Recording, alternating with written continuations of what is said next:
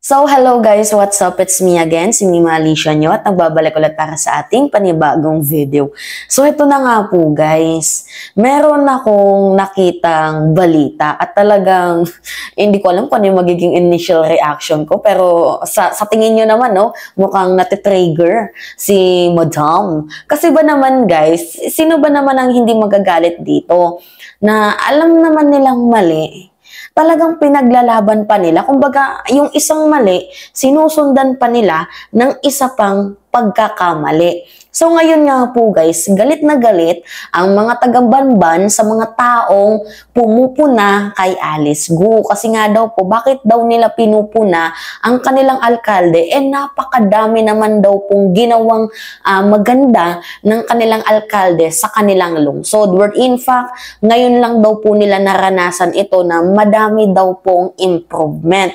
Guys, lilinawin ko sa inyo, oo, meron siyang ginawang tama, meron siyang improvement na nagawa dyan sa inyong bayan, sa inyong lungsod, pero hindi nyo pa din pwedeng ipagkaila na involved siya, na sangkot ang kanyang pangalan sa illegal na gawain. Guys, alam nyo ba yun? Mas malaki yung perwisyo kaysa sa magandang naidulot. So ngayon guys, pakinggan niyo tong balita ng Net25 kasi parang hindi ata nila alam yung pinag-uusapan dito eh. You know what guys? National security issue ang pinag-uusapan natin dito. Threat po si Alice Gu sa ating bayan. Threat po siya. Diyan pa nga lang sa paano siya nakapasa sa COMELEC, sino yung nagpapasok sa kanya, ba't hindi niya alam yung kung saan siya pinanganak, diba? Doon pa lang meron siyang pagsisinungaling. So ngayon nga po guys, alam na nga ninyong threat, pinaglalaban nyo pa. So ngayon, panoodin nyo tong video. Sa kabila ng kinakaharap na kontrobersya sa citizenship ni Banban Tarlac Mayor Alice Leal Gu, pinagtanggol siya ng kanyang mga constituents. Kaya naman, pinulsuhan ng Net25 News Team ang mga residenteng nasasakupan ni Mayor Gu kung saan pinapalagan po nila itong mga aligasyon laban sa kanilang mayor. Guys, so, take note ha, pinapalagan nila yung mga aligasyon sa kanilang mayor na si Alice Gu, which is Filipino mentality nga naman talaga guys, na alam nilang mali, gusto pa rin nila gawing tama kahit mali. Diba? Utak nyo talaga, magkano ba?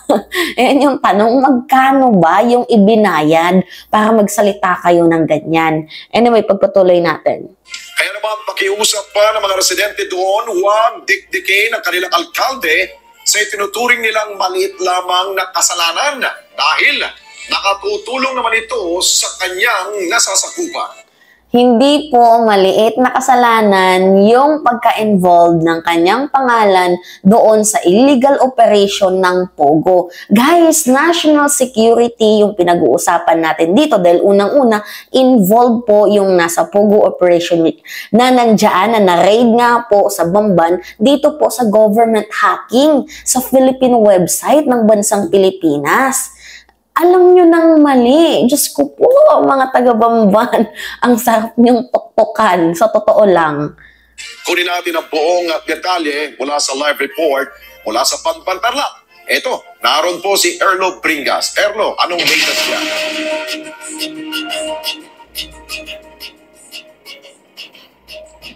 Alex, sa buong maghapon nating pag-aabang din dito sa Municipal Hall ng Banban Tarlac ay hindi natin namataan ang alkalde na si Mayor Alice Gu. Pero sa halip ay inikot natin yung mga residente dito sa kanyang nasasakupan at kiitilas kahit ano pang baga issue ang pinupukol sa kanilang alkalde ay patuloy naman itong tumutulong sa kanyang nasasakupan.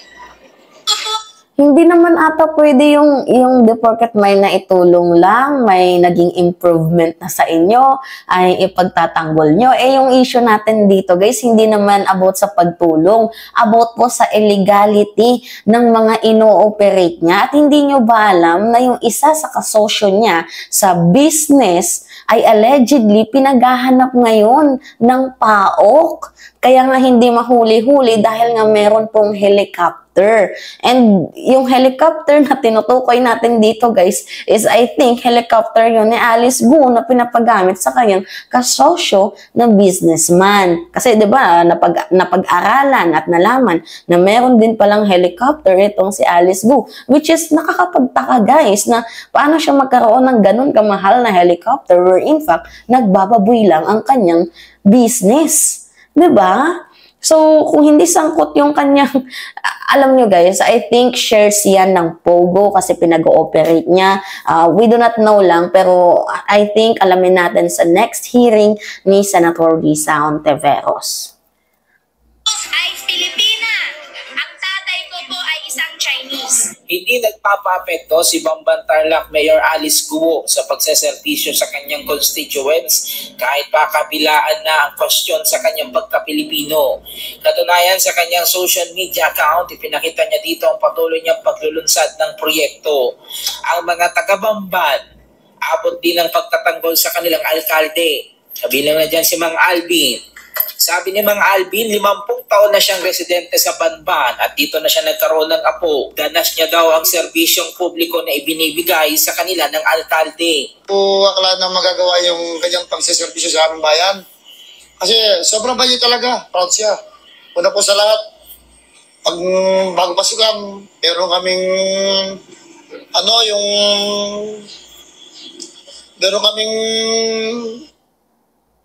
pagtapunan naman, mga AITA, at mga national settlement, binibigyan ng relief foods yan. Sayang po kung mawawala siya. Sayang po talaga. Kailangan siya, kung mayroon mang pagkukulang o may nagawang konting mali na hindi naman niya sinasadya, kailangan mo, huwag naman siyang isipin na masama. Konting mali, hindi sinasadya, naku po kuya, kailangan mong gawan ng research yan. Kasi hindi po pagkakamali, hindi po konting pagkakamali ang involvement niya sa illegal operation ng Pogo. Where in fact nga guys, kaya nadawit nga ang kanyang pangalan dahil meron pong 2 nationalities, isang Vietnamese at isang Malaysian national ang tumakas doon sa na-raid na Pogo operation. Ayun, nasangkot ang kanyang pangalan dahil nga nakapangalan sa kanya yung company, which is nung ni-raid po yung Pogo operation na yun doon sa Bamban, humigit kumulang 900 katao po ang nai-rescue dahil ang ginagawa sa kanila ay dinidetain. Hindi po maliit na pagkakamali yon sa mga resident talaga ng Bamban. Nako po, magkano yung ibinayad sa inyo? Yan ang aking katanungan. Katunayan, pati ang kanyang apo ay nakaranas din ng tulong mula sa alkalde. Iba ang paninildi sa bayan namin. Iba talaga. Kaya nga po, sayang po siya. Tulad ng mga tao dito sa Bamban, maraming may sakit na puso po siya hanggang ngayon. Sapon na lang, yung apo ko, nandito. Yan. Isang lapit lang sa kanya, magmula noon hanggang ngayon. Sinusuportan siya, binibigyan ng pag-maintenance, buwan-buwan. Kilala raw na mga residente sa lugar si Mayor Guo na dating magbababoy at magsasaka bago ito naging alkalde. Tinuro ng ilang residente ang mismong farm ni Guo at sinubukan naming katukin at makapanayam sana ang mga nasa loob pero walang humarap sa aming team. Tao po!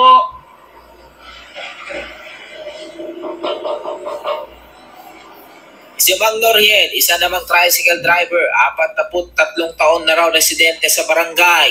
May tuturing nilang sikat na ang kanilang bayan dahil sa alkalde. Bilang anya kasi sa ginawa nitong proyekto ay ang pagpapaayos ng kanilang bayan at mahikayat din ng mga negosyante na pumasok at mag-invest sa Banban. Kaya ginagulat din nila ang nangyari na ito sa kanilang alkalde. Sabi pa ni Mang Noriel, mas ramdam daw nila ang naging pangunlad ng kanilang bayan at nailapit din sa pangunahing pangangailangan. Kaya niya siguro ni Mayor yan, malalampasan. Related doon yung katotohanan talaga kung ano bang nangyari doon. Sinubukan naming puntahan ang munisipyo ng Bamban para makapanayam si Mayor Alice Guo. Pero sabi ng kanyang staff, isang araw pa ito huling nagpunta sa kanyang opisina. Monday, nagsalita. Okay. Sige po, sir.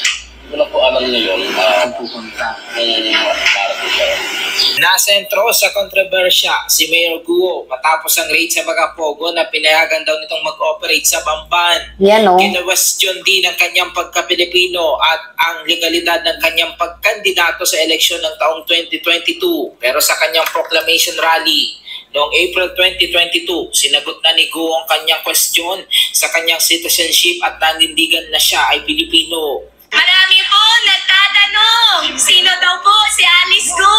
Ako po si Alice Go, taga Barangay Virgen de los Remedios. Ang nanay ko po ay Filipina.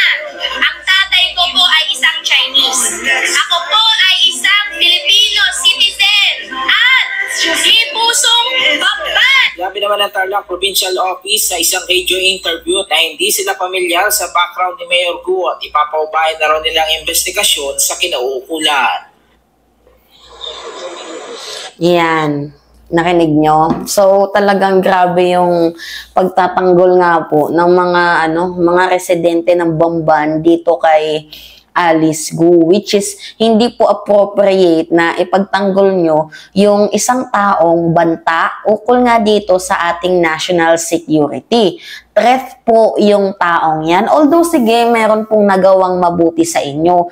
Sa inyo, merong nagawang mabuti, pero malaki po ang perwisyong na idulot niya sa bayang ito. At beside na narinig nyo yung balita, yung Pugo operation na raid, humigit kumulang 900 katao po ang na-rescue.